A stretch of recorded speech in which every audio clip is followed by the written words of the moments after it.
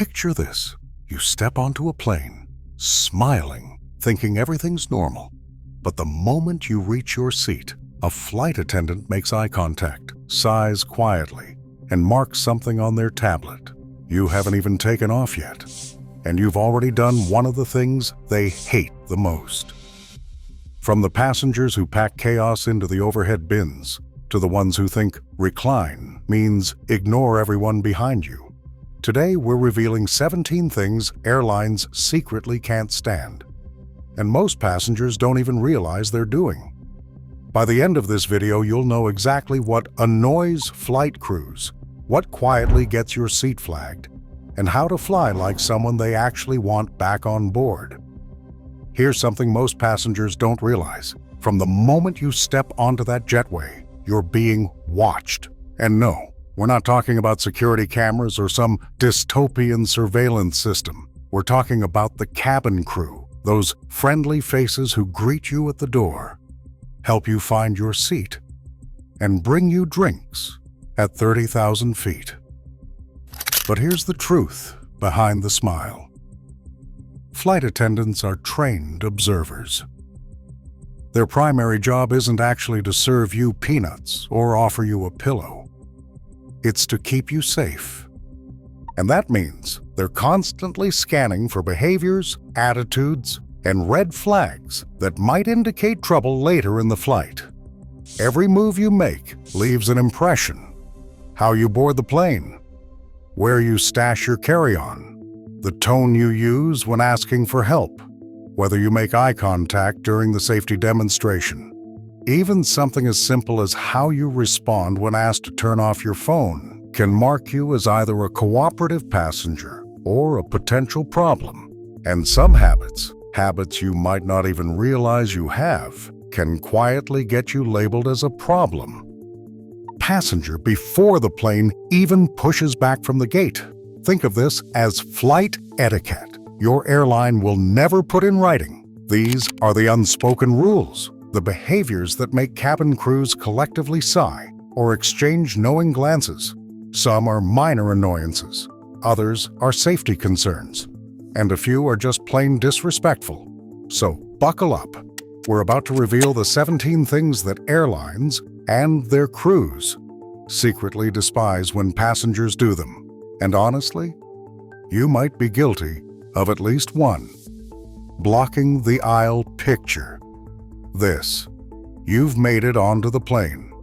You find your row, but then you stop, right there in the middle of the aisle, to reorganize your bag, take off your jacket, dig out your phone charger, and carefully arrange your belongings. Meanwhile, behind you, there's a line of increasingly frustrated passengers waiting to get to their seats. Here's what you might not know.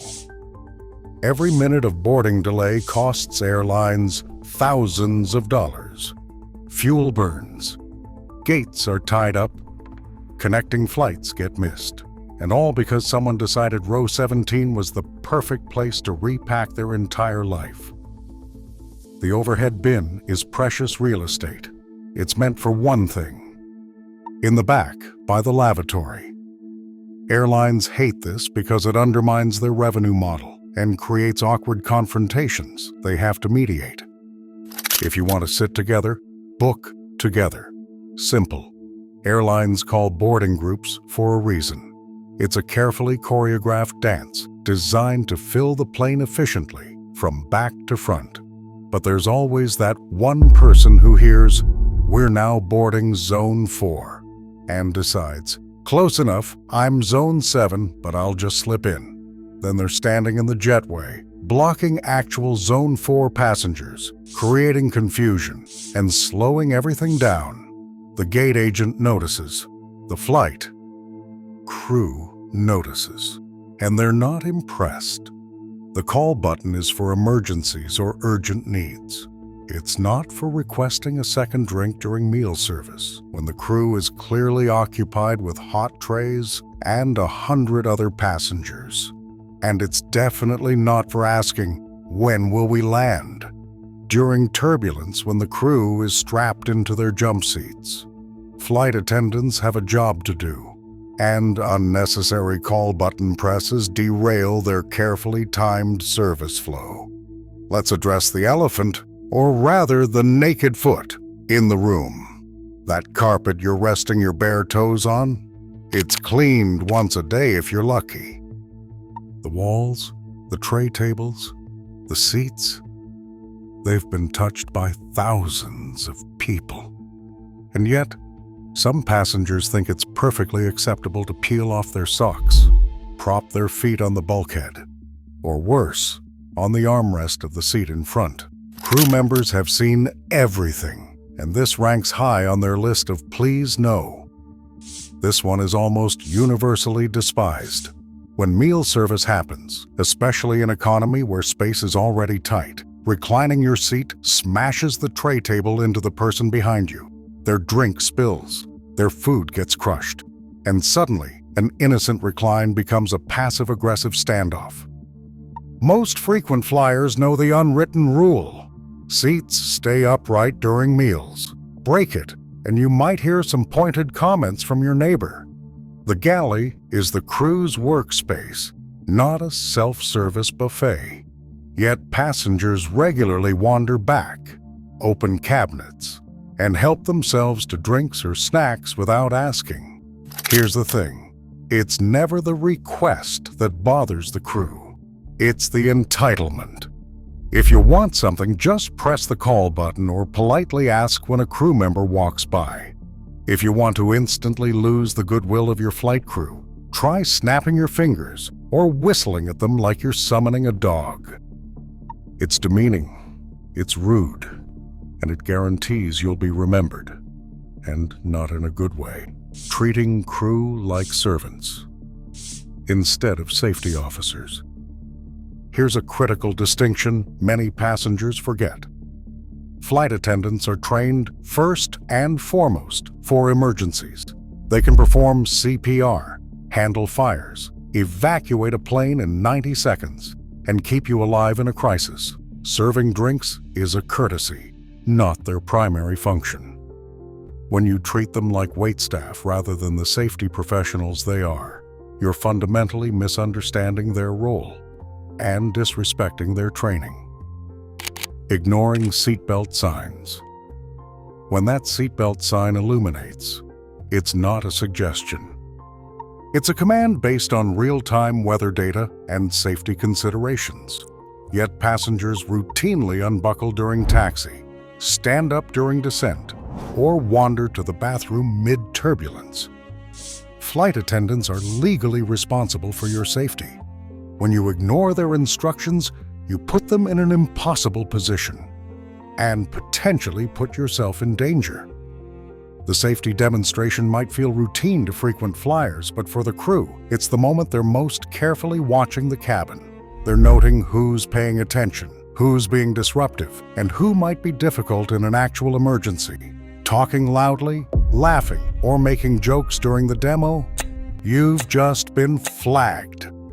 Small cabin, recycled air, limited ventilation. This is not the place to douse yourself in cologne or wear clothes you've been sweating in all day. Crew and passengers alike suffer when someone brings overpowering smells onto a plane, whether it's perfume, body odor, or pungent food. The stories flight attendants tell would shock you. Passengers clipping their nails and letting the trimmings fall to the floor.